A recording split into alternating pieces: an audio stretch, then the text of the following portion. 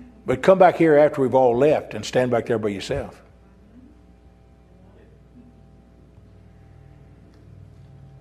That's one of the things I guess I've enjoyed about the Negev Desert when I went there. I come back and I told people, I said, it is so still and so quiet there, you can hear yourself think.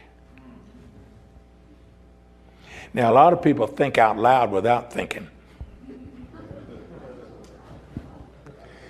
They don't engage the brain before they put the mouth in gear. And they say a lot of things. But look up.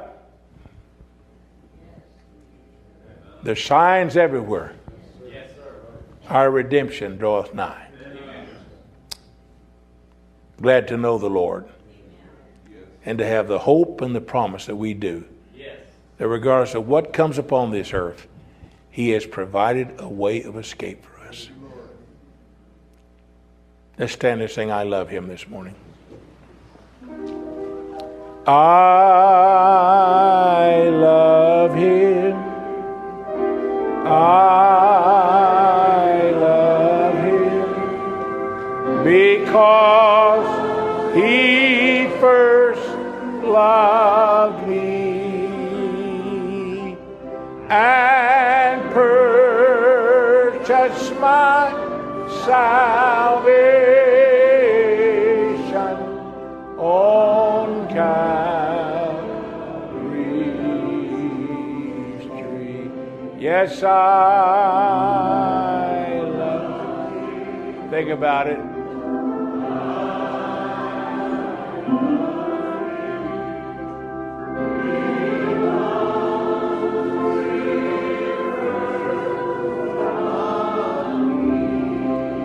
Yes, amen.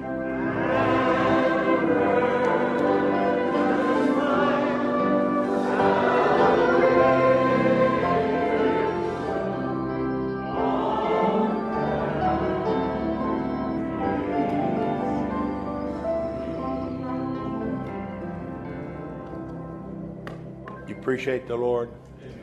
Amen. God is so good. God is so good. God is so good. God is so good. He's so good to me. I love Him so. I love Him so.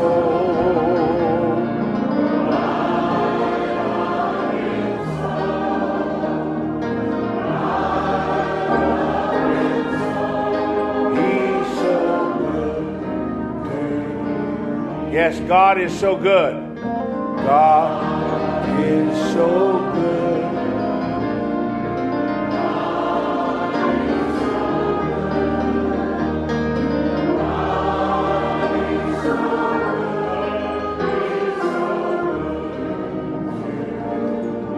You're dismissed until 5 o'clock. God is so good.